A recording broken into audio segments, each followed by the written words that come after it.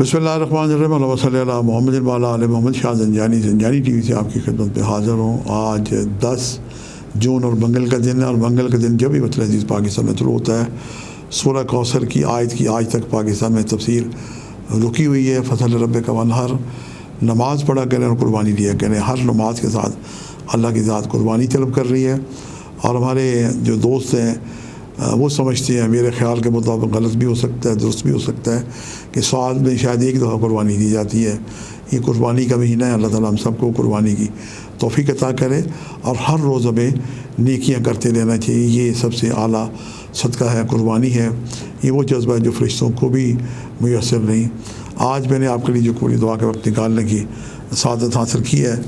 पहला वक्त जो मेरे नज़दीक है, ये सुबह 2:56 से लेके 3:28 का वक्त है। दूसरा वक्त 12:06 से लेके 12:58 का वक्त है। और तीसरा वक्त शाम 7:08 से लेके 7:38 का वक्त है। ये तीनों वक्त इंतहाई मुजर्रब और कबूली दुआ के वक्त हैं। मंगल के गोश्त या कलेजी फिफड़े लेके उस पर नमक, मिर्च, हल्दी, सरसों का तेल लगा के आप सर कर दें। यूँ भी आजकल ईद कुर्बान की वजह से जगह जगह आलाइशें भी हैं, जानवर आते हैं, गोश्त खाते हैं।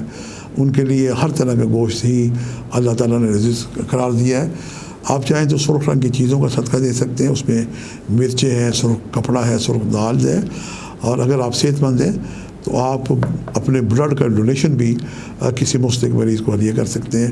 ये आज का बेहतरीन सदका है। 313 दफ़ा दुरूशी पढ़ें और हज़रत इब्राहीम इस्माइल को इसका सवाब हदियतन तोहफ़तन पेश करके उनके वसीले से दुआ करें। इस हुस्न अमल से कि दुआएँ यकीनन बारगाह खुदावंद में मुस्तजाब होगी। आज के लिए इतना ही। शाह ज़ंजानी को इजाज़त दीजिएगा। बशर्ते ज़िंदगी का एक नए प्रोग्राम के साथ मुलाकात होगी। खुदा हाफ़िज़।